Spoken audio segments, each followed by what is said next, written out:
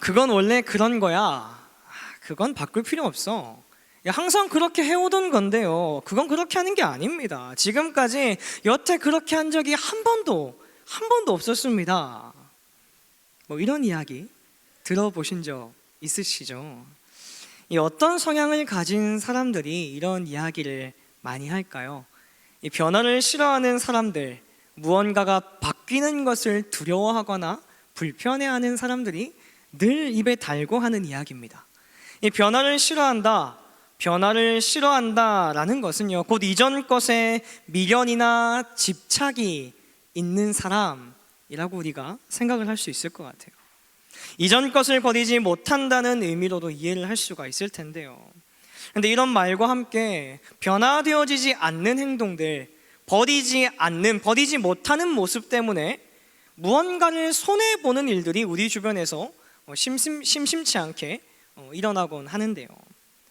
이 독일의 문화인류학자인 롤프 브레드니히 교수는 우주왕복선의 디자인은 로마의 말 엉덩이 크기에서 유래했다라고 이야기를 합니다. 자, 이게 무슨 말이냐? 이 미국의 철로의 폭이요, 일반적으로 4피트 8.5인치라고 합니다. 이게 딱 떨어지게 뭐 5피트면 5피트 이렇게 하면 될 텐데 왜 4피트 8.5인치로 제작을 했는가? 왜 미국의 선로가 이렇게 뜬금없는 숫자로 정해졌느냐? 이유는요, 영국의 표준 수치가 그렇고 이 미국으로 건너간 이주자들이 그것을 그대로 따라서 제작을 했기 때문에 그렇다고 합니다. 자, 그렇다면 이 왜 영국인들은 선로의 폭을 4피트 8.5인치로 제작을 했을까요? 그것은 예전에 마차로 다녔잖아요. 이 마차길을 깔아왔던 사람들, 마차의 길을 만들었던 사람들이 이 기차 선로를 만들었기 때문이라고 하는데요. 자, 그렇다면 이제 꼬리에 꼬리를 물게 됩니다. 이 마차길은 왜 하필 4피트 8.5인치로 제작이 되어졌을까? 그 이유는 간단합니다. 이 마차의 크기에 맞춰서 당연히 길을 깔았기 때문에, 마차 크기에 맞췄기 때문에 그렇다고 합니다. 자, 그렇다면 이 마차는 왜 4피트 8.5인치일까요? 이 옛날 도로, 이제 마차길을 깔기 전에 옛날에 구도로가 있었습니다. 이 구도로의 깊은 패여있는 바퀴 자국과 맞춰서 만들었기 때문이다라고 하는데요. 자, 그럼 그 구도로의 깊이 패여있는 바퀴 자국은 어떤 바퀴 자국이냐? 이 바로 영국의 군대를 파견했었던 이 로마인들의 바퀴 자국입니다. 자, 이제 거의 다 왔습니다. 마지막 물음표인데요. 이 로마 시대의 전차는 왜 하필 폭이 4피트 8.5인치로 제작을 했을까요? 이 로마 시대의 전차가 어떻게 생겼는지 다들 아실 거라 생각합니다. 옛날에 배너 영화 보시면은 그 말 두 마리가 끌고 뒤에 사람 2명 타가지고 한 명은 말 잡고 있고 한 명은 막 화살 쏘고 창 던지던 그 마차 폭이 4피트 8.5인치였다라고 해요. 자, 근데 왜 그럴까요? 왜 4피트 8.5인치일까? 이 전차를 제작할 때 크기의 기준, 이 폭의 기준이 되었던 것이 있는데 그게 뭐였냐면 이 전차를 끌고 나가는 말 2마리의 엉덩이 폭이었다고 합니다. 이 말 2마리 엉덩이 폭이 4피트 8.5인치였다라는 거예요. 자, 그러니까 결과적으로는 이 미국의 철도를 깔았는데 그 철도는 이 말 2마리의 엉덩이 폭에 의해서 이 결정이 되었다라는 것이죠.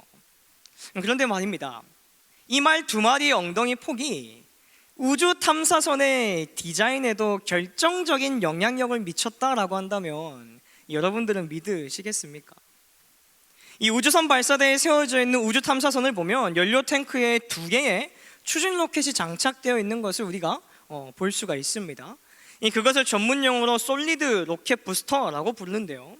이 부스터를 미국에 있는 유타주에서 제작을 합니다. 그리고 그 기술자들은 원래 부스터를 되게 멋지게 만들고 싶었어요. 우주로 날아가는 비행선 아닙니까? 그러니까 최대한 멋있고 화려하게 이쁘게 만들려고 했는데 이 문제는 이 로켓 부스터를 제작한 뒤에 유타에 있는 공장에서 발사대까지 운반을 해야 되는데 기차로 할 수밖에 없는 상황이었습니다. 근데 이 기차 선로가 산악지대에 있는 터널을 통과해야 되기 때문에 이 부스터의 폭도 어쩔 수 없이 터널의 폭에 맞춰야 됐고요. 터널 폭은 물론이고 로마 시대의 전차의 폭, 그러니까 말 엉덩이 2개의 폭인 4피트 8.5인치에 맞춰서 디자인할 수밖에 없었다라는 겁니다. 그렇게 해서 세계에서 가장 고도로 발달된 교통수단이자 과학의 총아인 이 우주왕복선의 디자인이 두 마리 말 엉덩이 폭에 기준돼서 이 설계가 되었다라는 것이죠.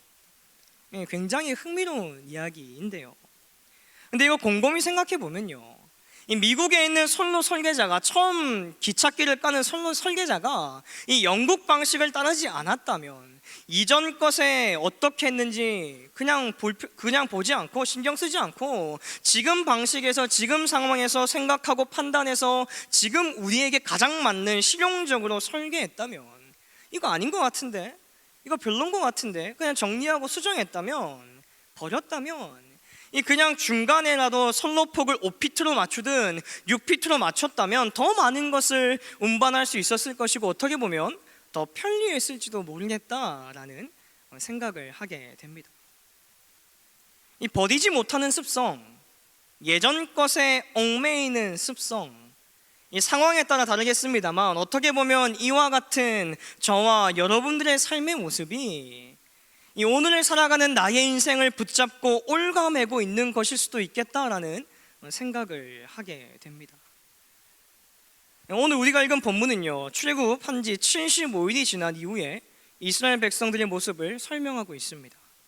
이 하나님의 은혜로 모세와 함께 출애굽한 이스라엘 백성들은 이 출애굽기 15장을 통해서도 알 수 있듯이 굉장히 기뻐했습니다. 모세의 찬양이 있었고요, 그에 이어서 아론의 누이였던 미디암이 출애굽한 것이 너무나 기뻐서 사람들 앞에 나와 소고를 들고 댄스 파티를 벌이자 주변에 있던 이스라엘 처자들이 다 따라 나와가지고 함께 기뻐하며 하나님을 찬양하고 영광 올려드린 이야기가 기록이 되어 있지 않겠습니까? 이 이스라엘 백성들 모두가 즐거웠던 거예요. 이스라엘 백성들 모두가 행복했던 겁니다. 얼마나 좋았겠습니까? 그리고 또 얼마나 감사했겠어요. 자신들을 애굽의 종에서 자유로운 신분으로 변화시켜 주신 하나님의 은혜에 감격했던, 감사했던, 찬양했던 이스라엘 백성들이었습니다. 75일 전에는 그렇게 기뻐하고 감격하고 감사했던 그들이 오늘 본문 말씀 보면 그런 파티를 즐긴 지 70여일이 지난 후에 엘림이라는 곳에서 하나님을 향해 증오를 뿜어내고 투정을 부리는 모습이 보이기 시작합니다. 본문 3절 말씀인데요, 이스라엘 자손이 그들에게 이르되 우리가 애굽 땅에서 고기 가마 곁에 앉아있던 때와 떡을 배불리 먹던 때에 여호와의 손에 죽었더라면 좋았을 것을 너희가 이 광야로 우리를 인도해내어 이 온 회중이 줄여 죽게 하는도다. 아멘. 오늘 본문 가운데서도 3절에 등장하는 이 이스라엘 백성들이 투정하며 하나님을 향해 거침없이 뱉어내는 배응망덕한 이 외침을 통해 이 저와 여러분들에게 분명하게 깨닫게 하시는 하나님의 마음이 있습니다. 믿음으로 버림이 은혜의 시작이라는 거예요. 다시 한번 말씀드릴게요. 버림 가운데에 은혜가 있다라는 것입니다. 오늘 본문 3절에 등장하는 먹을 것이 없어 배가 고파지자 하나님을 향해 차라리 이전에 애굽에서 종노릇하면서 그래도 밥 같지도 않은 그 삼시세끼 먹을 때가 그나마 좋았습니다, 투정 부리는 이 이스라엘 백성들의 이해되지 않는 불평, 불만이 이 오늘 본문만 기록되어 있는 것이 아니라 이후에도 지속적으로 광야길을 걷는 이스라엘 백성들의 입술 가운데에 등장을 하게 됩니다. 출애굽기 17장 3절 말씀인데요, 거기서 백성이 목이 말라 물을 찾으매 그들이 모세에게 대하여 원망하여 이르되 당신이 어찌하여 우리를 애굽에서 인도해 내어서 우리와 우리 자녀와 우리 가축이 목말라 죽게 하느냐라고 기록을 합니다. 비슷합니다. 먹을 것에 이어서 이번에는 물이 없으니 하나님께 왜 우리를 자유롭게 하셨습니까? 우리를 왜 데리고 나오셨습니까? 불평하고 있는 이스라엘 백성들입니다. 민수기 11장 5절 말씀인데요, 우리가 애굽에 있을 때에는 값없이 생선과 오이와 참외와 부추와 파와 마늘들을 먹은 것이 생각나거늘 이라고 고백합니다. 이 값없이 주었다라고 하는 고백, 이 고백이 어떻게 보면 우리한테 읽는 사람들에게는 감동이 될 수도 있죠. 우리가 흔히 값없이 주신 하나님의 은혜라고 표현을 많이 하잖아요. 값없이. 자, 그런데 이게 감동받을 일인가? 라고 물어봤을 때는 아니죠. 애굽에 있을 때에 이스라엘 백성들의 정체성이 무엇이었느냐? 애굽 땅에 있을 때 이스라엘 백성들은 종이었습니다. 종. 부려 먹으려고, 그 사람들 노예질 하려고 애굽이 밥 주는 거라는 거죠. 이 사회에서 갈비탕 먹으면서 갈비탕 딱 7,000원 아깝다고, 감옥에 있을 때는 갈비탕 공짜였는데 감옥이 좋았었어 라고 이야기하는 것과 별반 다를 바가 없는 말도 안 되는 이야기를 이스라엘 백성들이 하고 있는 거예요. 이 정상이 아닌 거죠. 정상이 아닙니다. 하나님께서 이스라엘 백성들을 애굽에서 탈출시켜 주셨습니다. 그들을 구원해 주셨어요. 노예 신분에서 건져내 주셨습니다. 탈출했기에, 구원받았기에 이스라엘 백성들은 더 이상 볏짚 넣고 벽돌 안 만들어도 되고요, 피라미드 건축 안 해도 되고요, 돌집 안 지어도 되고, 더 이상 동물 같은 취급받으면서 살지 않아도 되는 귀한 자로 바뀜을 받았습니다. 하나님께서 건져내 주셨기 때문에 모든 것이 가능한 일들이다라는 거죠. 그런데 이런 은혜와 감사할 것들은 다 잊어버리고, 배고프다고, 목마르다고, 이전 것이 훨씬 더 그립습니다, 그곳 가운데로 돌아가고 싶습니다 라고 이야기하는 사람들이 오늘 본문에 등장하는 이스라엘 백성들의 모습이다라는 거예요. 이 모습이 이해가 되시나요? 이스라엘 백성들은요, 버리지 못하고 있는 겁니다. 뭘 버리지 못하고 있느냐? 그들이 출애굽은 했지만 애굽을 버리고 있지 못한 이스라엘 백성들의 모습이라는 거예요. 하나님께서 은혜를 베풀어 주셨지만 은혜가 아니라 이전의 내 모습을 더 사모하고 더 그리워하고 그것을 향해 다시 한 번 더 돌이켜 걸어가고 있는 이스라엘 백성들이라는 겁니다. 하나님께서 함께 하시지만 이전에 고기며 밥이며 물이 하나님보다 더 좋은 이스라엘 백성들인 거죠. 그런데요, 성도님들, 애굽을 버리지 못한 이스라엘 백성들, 하나님을 인정하지 못하고 있는 이 이스라엘 백성들, 이전의 것을 더 사모하며 그것을 향해서 돌아가고 싶어하는 이 이스라엘 백성들이 어떻게 되는 줄 아십니까? 민수기 14장 23절 말씀인데요, 우리 앞에 화면을 한번 참고하셔서 같이 한번 읽어보도록 하겠습니다. 23절 말씀 같이 읽습니다. 시작.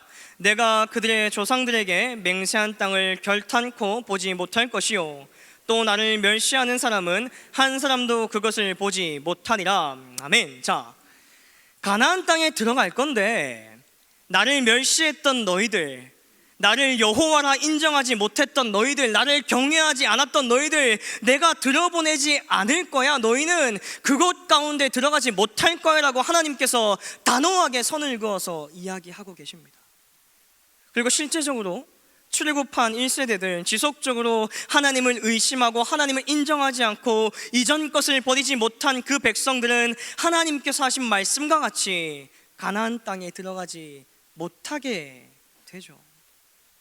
하나님이라는 은혜가 임했음에도 그것을 내 것으로 여기지 못하고 받아들이지 못하고 이전 것을 버리지 못하고 그것을 더 사모하는 백성들은 이렇게 되더라라는 거예요. 반면에 이와 다르게 믿음으로 모든 것을 버린 사람이 성경에 등장을 합니다. 창세기 12장 1절 말씀인데요, 여호와께서 아브라함에게 이르시되 너는 너의 고향과 친척과 아버지의 집을 떠나 내가 내게 보여줄 땅으로 가라. 아멘. 하나님의 이 명령에 그는 다 버리고 순종함으로 나아갑니다.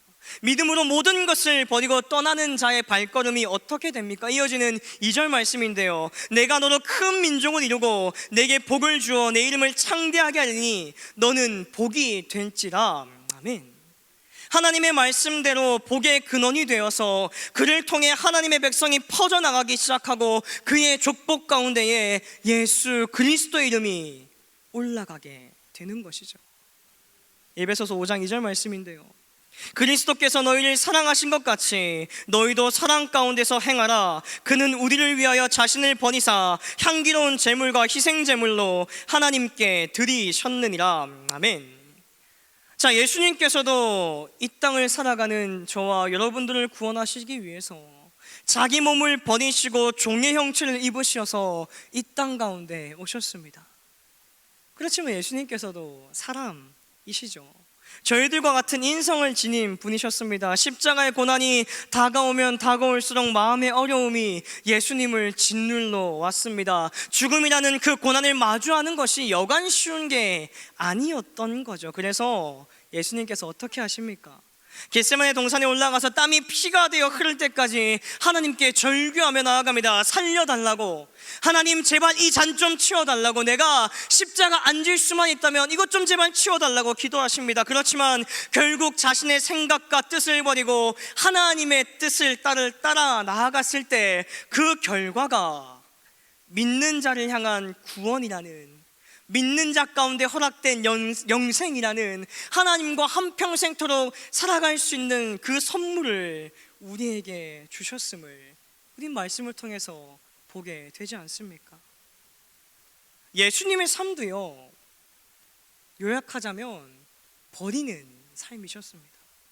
하나님을 의지한 버리는 삶, 그리고 그로 인해 축복을 누리는 삶이 예수님의 삶이었다라는 거예요. 사랑하는 말씀상 공동체 성락성결교회 성도님들, 여러분들은 어떻습니까? 여러분들은 잘 버리고 계십니까? 예수 믿기 이전의 생활 습관, 예수 믿기 이전의 삶을 잘 정리하고 처리하고 계신가요?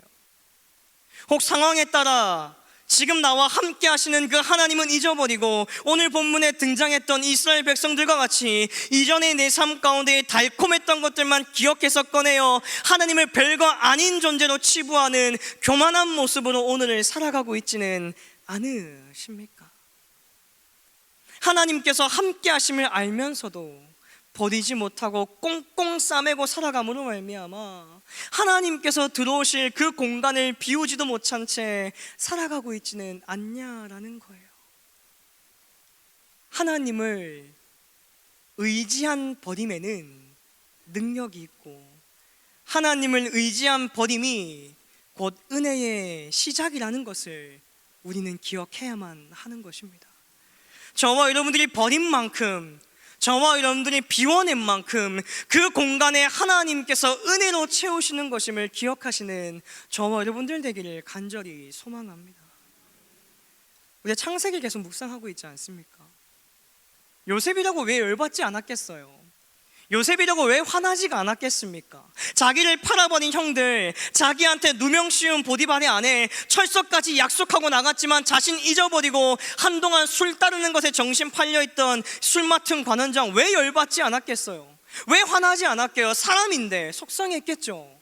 그러나 그거 붙들지 않고, 그거 묵상하지 않고, 그거 기억하지 않고 버리니까, 잊어버리니까, 던져버리니까, 치워버리니까 하나님께서 그와 함께 하시고 그에게 은혜 주신 거 아니겠습니까? 우리 사랑하는 예배자 여러분, 오늘 본문에 등장하는 이스라엘 백성들은 이전이 좋다며 버리지 못한 사람들이었어요. 하나님이라고 하는 은혜가 그들 가운데 분명하게 각인되어 있음에도 불구하고 상황에 흔들려 이전 것을 기억해내고 그것이 하나님보다 더 높고 더 좋은 것임을 인정하던 사람들이었다는 거예요. 그런데 그런 사람들에게는 하나님께서 은혜 주시지 않으셨습니다. 오히려 징벌이 있었음을 반드시 기억하시길 바라요. 믿음이라는 것은요, 믿음은 버리는 겁니다. 예수님을 믿음으로 다른 것을 버릴 때 그때 은혜가 있고 천국이 나의 것이 되는 것처럼 하나님을 의지하는 버림이 있을 때에 하나님의 일하심이 저와 여러분들의 삶 가운데에 차고 흘러넘쳐서 열매 맺게 되는 거예요. 특별히 꿈새 한가를 지나가는 이 수요일 저녁에 내 삶이 복되어라 말씀하시는 그 하나님의 약속의 말씀을 굳게 붙잡는 저와 여러분들 되셨으면 좋겠습니다. 내 손에 있는 나의 지혜나 지식과 능력, 그 모든 건 내려놓고 오직 하나님의 약속의 말씀을 붙잡는 시간이 꿈새 한가을의 남은 여정 되시기를 간절히 소망합니다.